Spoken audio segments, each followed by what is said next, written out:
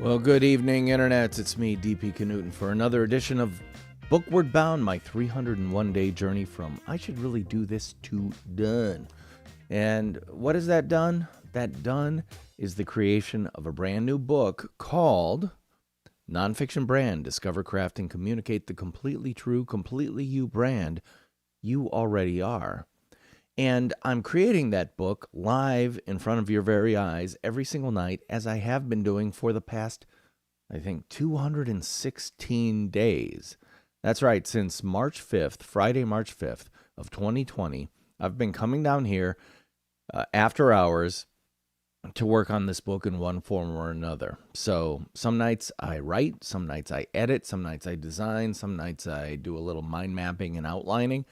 It all depends on what I feel like doing and, frankly, what I need to do.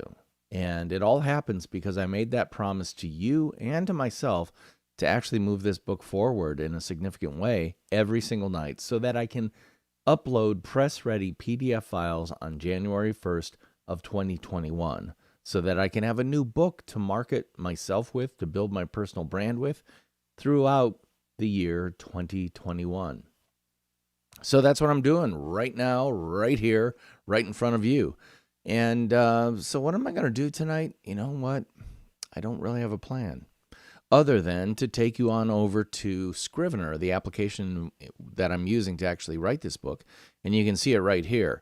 The main window right here, this is all about writing the book. It's the place you actually write the contents of the book.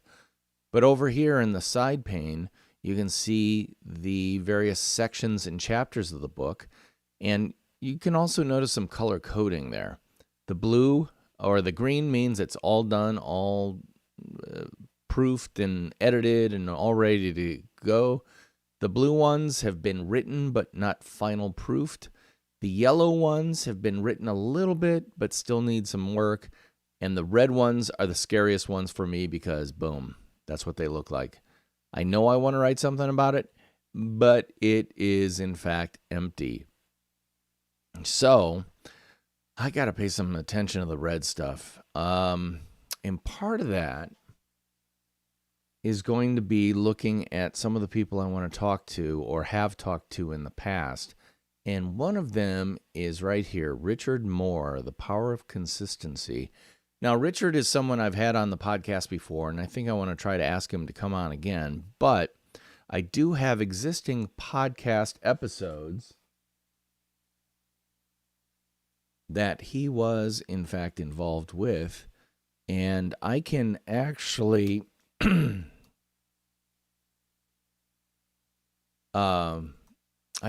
get a transcript of those podcast episodes by using a service called Descript. And here I'm opening it up in front of your very eyes. And Descript does this. This is a recent episode I did with Andy Crestadina. Oh, they've got a new version, so I'm going to restart that. But Descript allows me to take the podcast episode that has been recorded, drag it into Descript, and it will do a transcription of the actual podcast. So I am going to do that by looking for the Richard. Where the heck are they? Cricchard. In podcasts, Richard Moore. Okay, 32 and 33. So I'm going to open up this one and grab the MP3 file. For that, I'm going to go to Descript. I'm going to open up a new composition, is what they call it. And I'm going to drag the MP3 file on over from the podcast. And I want it to detect speakers. I'll get my head out of the way so you can see what I'm doing. I want it to detect speakers. And I'm telling them there are 2 speakers in it. And then transcribe it. So right now, it's going to take a few minutes for it to grind through the entire podcast episode and transcribe it. I'm really curious to see how well it does because Richard is actually British, so he has a British accent. And sometimes with accented English transcription or AI-oriented transcription services can have a little bit of a challenge. So I'm curious to see if that actually occurs here. The other thing it's going to do is, in a minute or two, it's going to ask me to identify the speakers that are actually in the recording. And it'll give me a little snippet of the person who's speaking, and I'll be able to type in their name. See right here, multiple speakers detected in the podcast, blah, blah, blah. Identify speakers, get started. Yeah, of course. Yeah, and you're right. I mean, it makes sense to not posture, English but accent. to draw from where you worked That the is most. Richard. And sometimes we're not necessarily experts because it was in our DNA. Yeah, and I went to see him speak, and he said something. That is me. So now I've identified the two speakers, and as it goes through and grinds through the AI transcribing the words, it will assign the speaker to the words, or to the paragraphs of words being spoken. And the cool thing is, I haven't used Descript a ton, but I've used it enough to realize that it does about a 90% plus quality transcription, meaning it'll mess up some things, but it's probably north of 90 to 95% accurate, which is tremendously, which is a tremendous time saver, I should say, because I have actually transcribed stuff by hand, and it can take like 4 times the amount of time of the length of the recording to actually transcribe it. So a half-hour podcast might take 2 hours to transcribe. Well, take a look. It just took a half-hour podcast and transcribed it to 90 to 95% correct within a matter of minutes. So I'm loving that. So I think what I'm going to do is I'm going to go ahead and transcribe both episodes that Richard did, because frankly, I got to transcribe these episodes sooner or later anyway. I might as well do it now, because that is going to help me have some quality material. Where was it? Richard Moore. That was 32, so this will be episode 33. And I just grabbed the MP3 file, drag it into Descript, tell it that it's got 2 speakers to account for, and then transcribe it, and it'll do the same thing. So this is my way of being able to go through the transcript very, very quickly, and then be able to pull some of those great comments by Richard Moore and include them in my book, because I'm actually using my podcast guests to make the points that I want to make in my book. So for example, and I can show you this. Let me get this out of the way. I can show you this right here. Richard Moore in Scrivener. Richard Moore, The Power of Consistency. I want to make the point that to create a personal brand online, you have to be consistent. And Richard Moore is that. Hold on. I've got to identify speakers. So I'm going to do that. Actually, I'm really glad you brought this up. That's Richard Moore. Well, let me talk to you as a dad of. And that's me. Boom. So it's going to go ahead and transcribe that.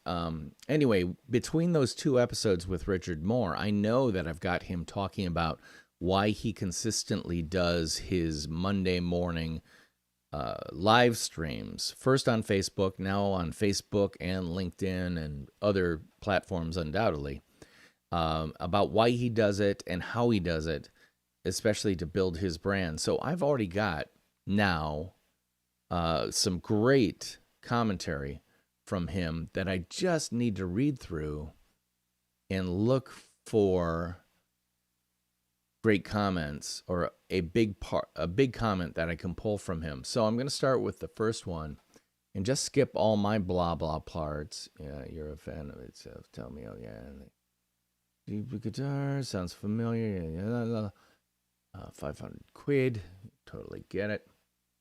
Okay, so I'm going to read my questions, just so I know.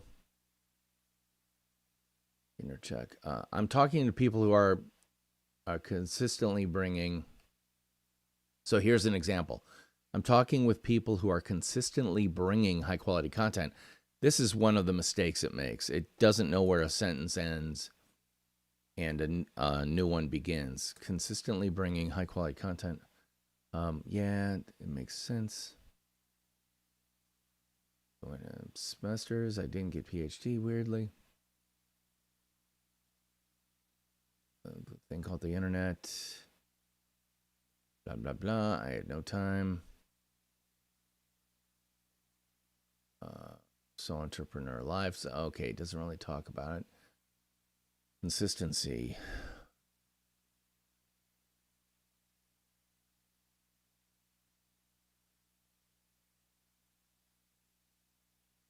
Yeah, anytime I hear Guy Cowis, I speak.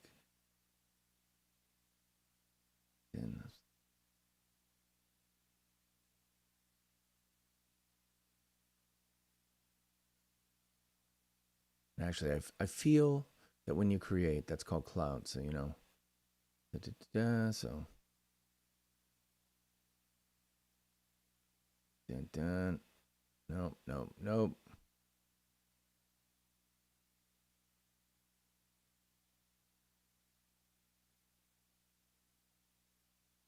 Come on, these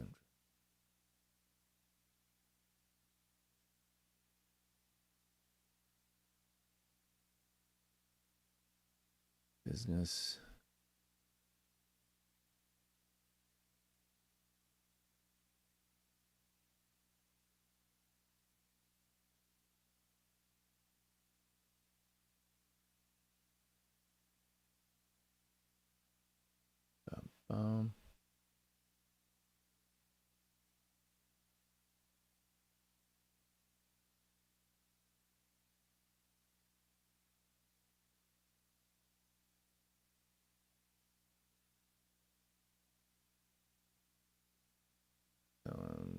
So, okay, this might be it.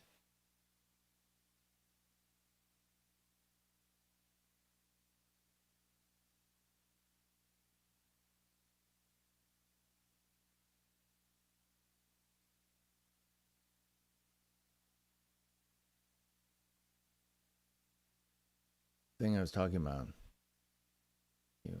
I generally feel, and this isn't just my perspective, it's been immersed.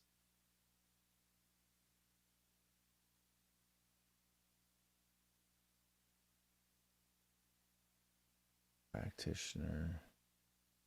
Work.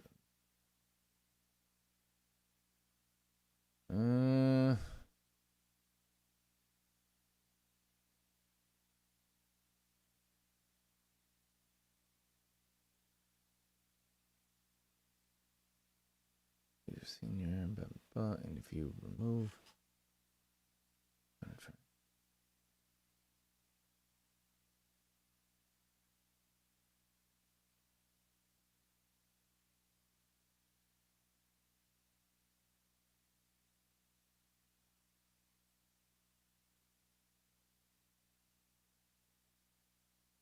Okay, that episode wasn't good. Let's go to the next one.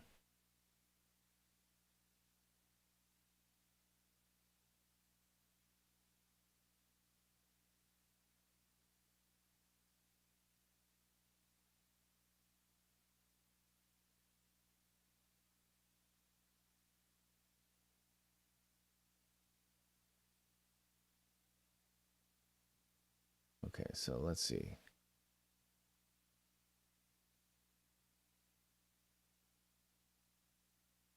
And you know, when you post the content, you need to babysit it. You know, you don't just post and walk off. You have to engage with the community, because far more important than content is the community itself and how you work with those connections. So it's all possible because there's a content team around me that helps in many different ways, and that goes as far as the events as well. Anna Cericcio here in. I'm not loving that quote. Buy your stuff.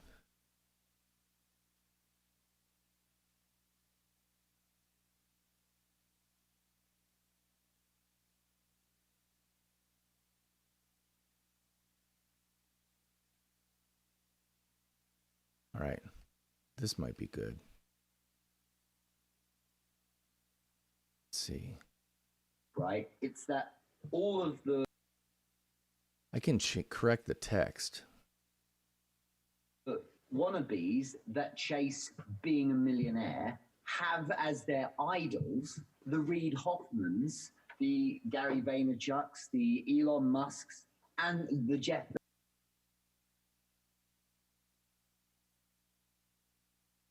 Gary Vaynerchuks, comma, the Elon Musk, and the Jeff Bezos.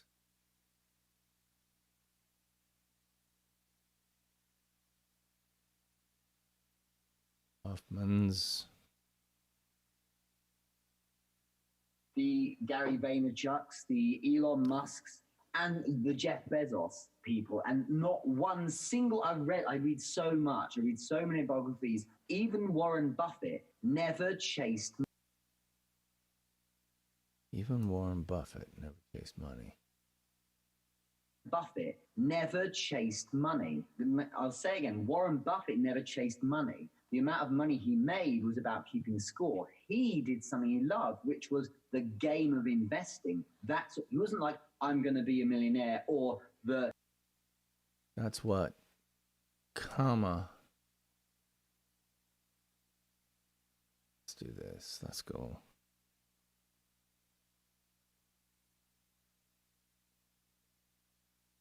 It won't let me do an ellipsis. Oh, please.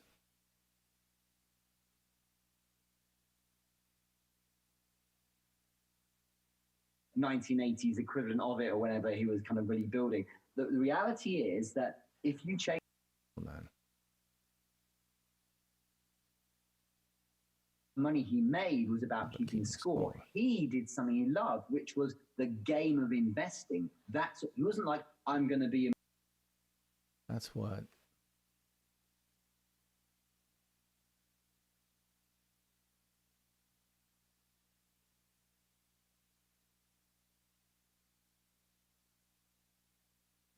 He wasn't like, I'm going to be a millionaire, or the 1980s equivalent of it, or whenever he was kind of really building. The reality is that if you.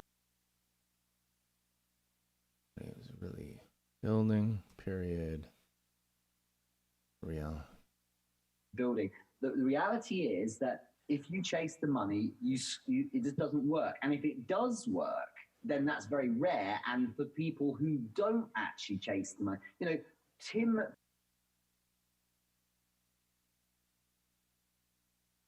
And if it does work, then that's very rare. And for people who don't actually chase the money, Tim Ferriss, people take the wrong part.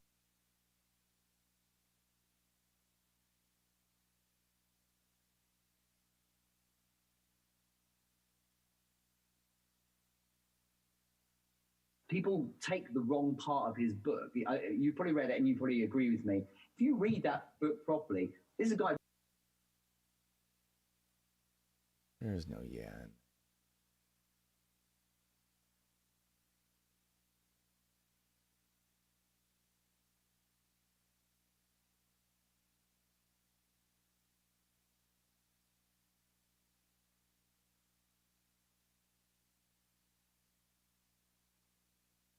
For people who don't actually chase the money, Tim Ferriss.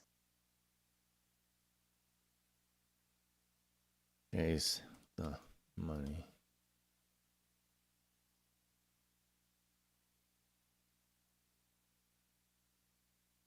Take the wrong part of his book. You probably read it and you probably agree with me. If you read that book You.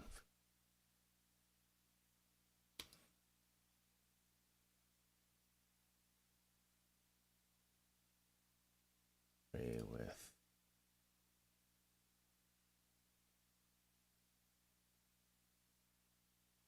You probably read it and you probably agree with me. If you read that book properly, this is a guy really intelligent, went to Princeton, and then he worked his.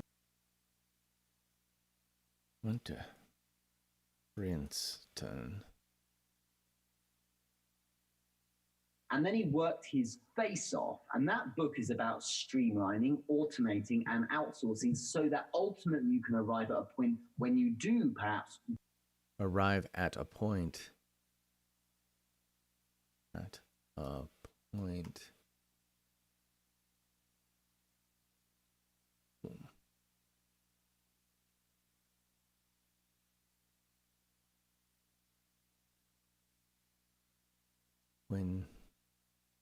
When you do perhaps dip into your business 4 hours a week.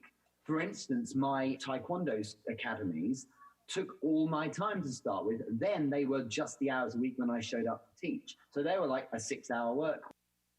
Showed up.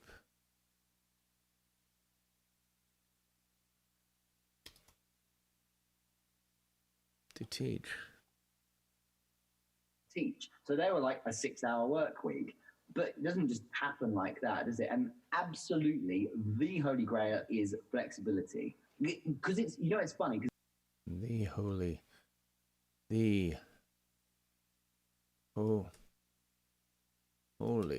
grail is flexibility.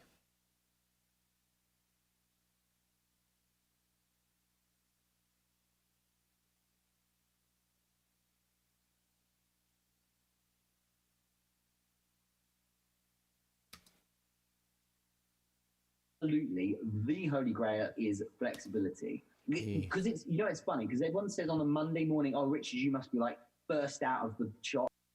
The chalks.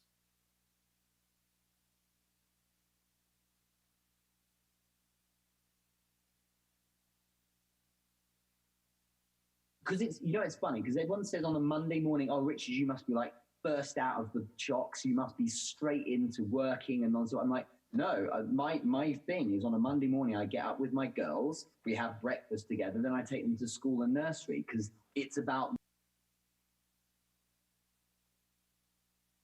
Then I take them to school and nursery.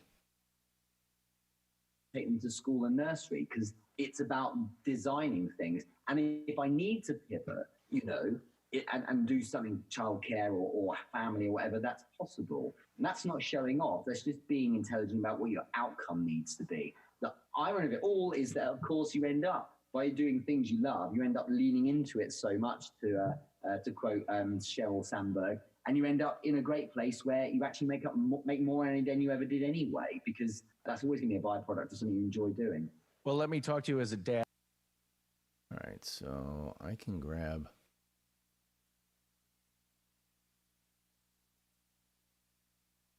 all this, copy, because I want to plug it in here. And look at all the great writing Richard's so generously done for me. This is the Tom Sawyer part. And the thing is, I'm not just using him. I'm making him look great. I'm exposing him to a larger audience in the United States of America.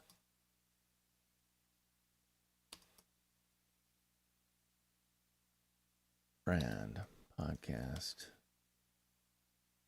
episode 33033. I think I'm just doing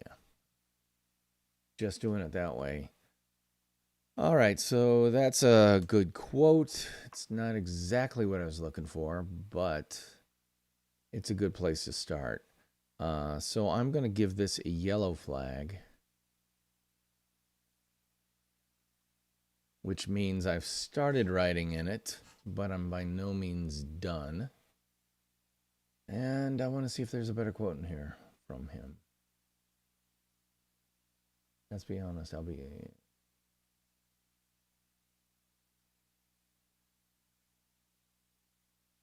Barcelona.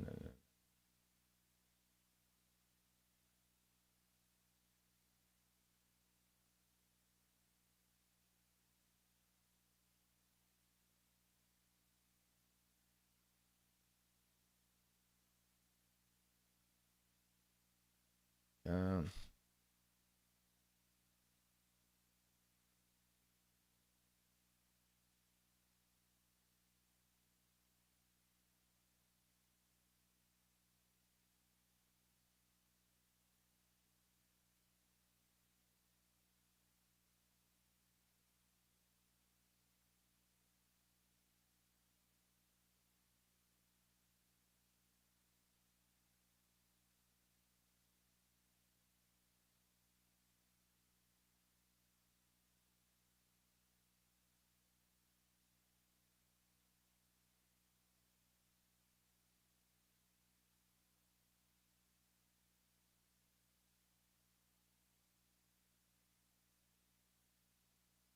Okay.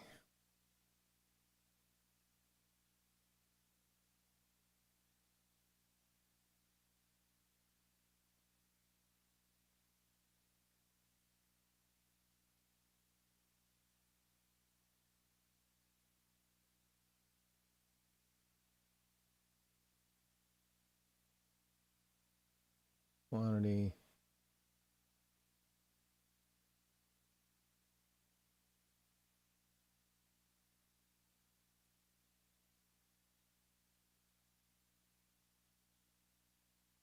All right, so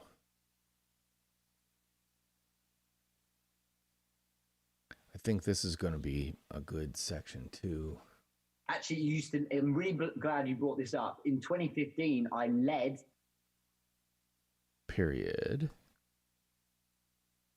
2015. In 2015, I led momentarily with a brand which was at the time a course I'd built called 8-Step Startup, which was Called.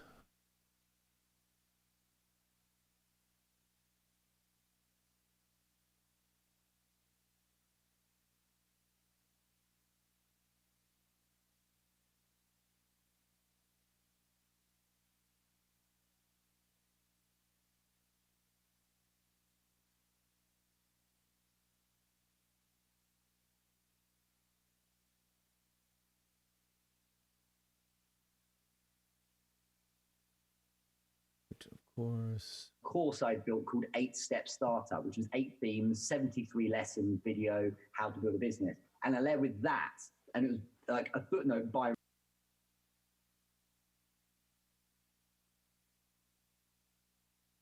I led with that.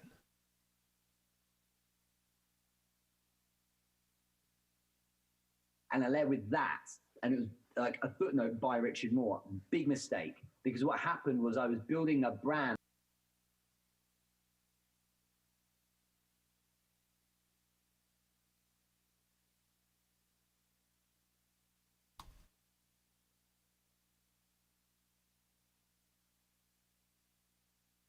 Big mistake. Because what happened was I was building a brand that I had to have fly. Otherwise, it was like. Brand. That. I'm switching glasses. I need my computer glasses. That way I don't have to tilt my head so damn much. Big mistake. Because what happened was I was building a brand that I had to have fly. Otherwise, it was like, now what? Otherwise, it was like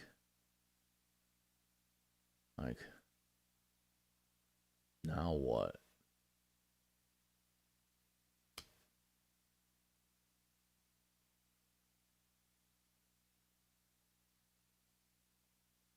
Now what?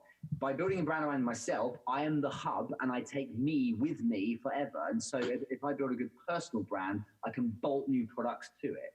That's why in March last year, when I started on LinkedIn and said to myself, in 3 months' time in June, I will launch a Basics of LinkedIn course showing how I've learned what I've learned this far.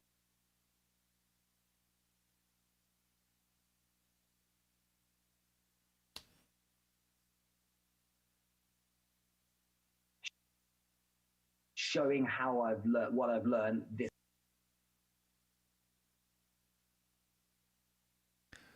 I've learned what I've learned so far. What I've learned this far. I was able to get really good. And I was able to get really. I was able to get really good traction because I said, "Hey, everyone." So I said.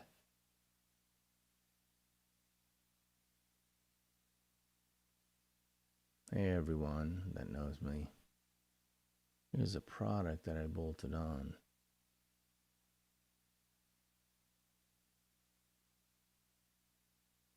And they were like, cool, let's jump on it because I was a known quantity. So the other thing, it goes back to that point I made a bit earlier, is that all the people you will ever work with who will consume your content, who may buy from you, or who will endorse you in some way, they've all been heavily conditioned in the last 3 to 4 years that if you look at company brands, it's not a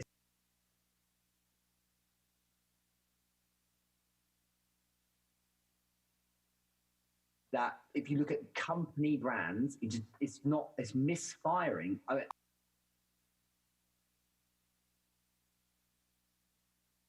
I spend probably a third of my time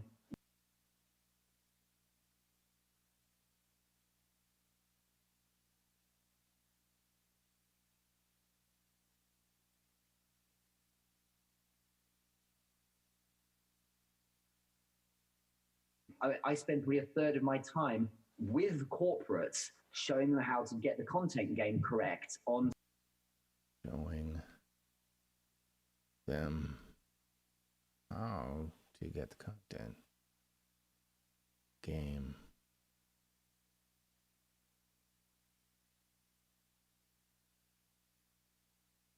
correct on, say, LinkedIn, for instance. How many times have you seen a post with check period? How many?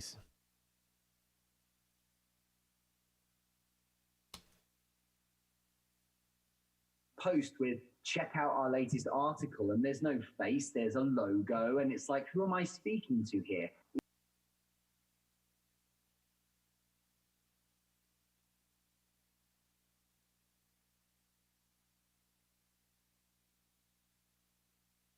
Article, and there's no space, there's a logo.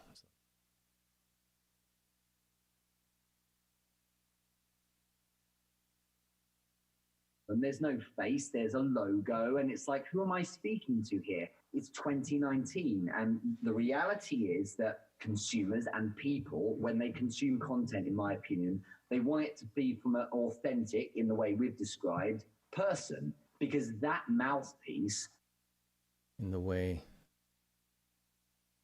we have authentic, we have a person be from an authentic, in the way we've described, person, because that mouthpiece represents not just value.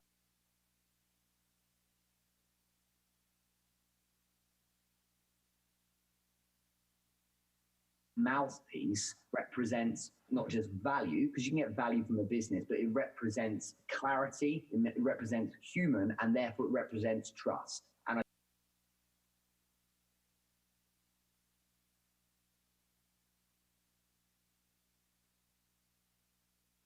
that's a pretty long quote, but I'm going with that anyway. So here's another big quote that I can use from Richard.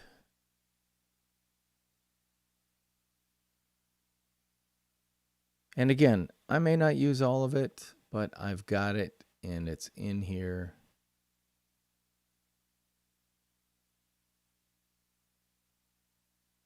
And here's the beauty. My podcast is promoting my book, and my book is promoting my podcast. Is it a little incestuous? No, it's not. It is self-referential, if you will, and maybe a little bit of self-reverence too, but mostly it's supporting each other's work. I mean, think of it as two entities, a brother and a sister. Brother helps the sister, sister helps the brother, and it's in this loop that creates value upon value. It's a smart strategy, right? Right. Well, anyway, I got a lot to do. I got to go through this whole podcast and clean it up and maybe look for other quotes and things in there. But for now, I'm feeling better than I did when I started this, because I'm like, okay, I've got some serious good stuff in here. This quote right here is 355 words out of, and you can see right down here, Scrivener does a great job giving you a running tally. Anything you highlight, 355 words out of 857 words so far in this section. And how much original writing did I do? None yet. But that's okay, because I know what I want to say. I just need to find the proof points. I need to take the power of Richard Moore and the wonderful stuff he shared with me and really take the most advantage of it and make him look great at the same time. Keep in mind, I'm fully crediting him a whole section about him. It's going to end up being 5-6 pages of my book all about Richard Moore, a really high quality guy, thought leader from the UK. Him being from the UK burnishes the quality and authority of my book.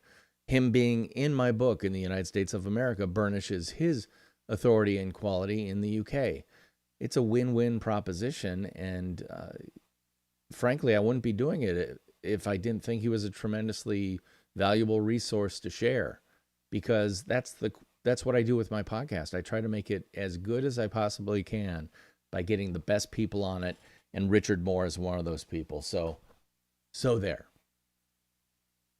That's it for me tonight. I'm going to head on out because I got a good start in this section. And however, it is about the Nonfiction Brand podcast, so I must remind you about that. The Nonfiction Brand podcast comes out every single Monday. All you have to do is search Nonfiction Brand wherever you get your fine podcasts for free and look for this image, the black and white part where it says Nonfiction Brand and then my photo. If you see that, that's the cover art for the podcast. So if you see that, you'll know that you found the right podcast. I hope you'll take a listen, and if you like it, please give us a thumbs up like. Be sure to subscribe, refer it to other people, but most of all, can you do me a super solid and actually review the podcast wherever you get it? Because that helps other people find it and really makes things a whole lot easier for me and the Nonfiction Brand community at large, of which you are now a member. Thank you so much for watching tonight and keeping me honest and working on this book, because if it weren't for you, I'd be sitting on a couch watching TV right now. But instead, I'm saying goodnight for tonight, but I'll be back tomorrow. Until then, theme music, take us on out.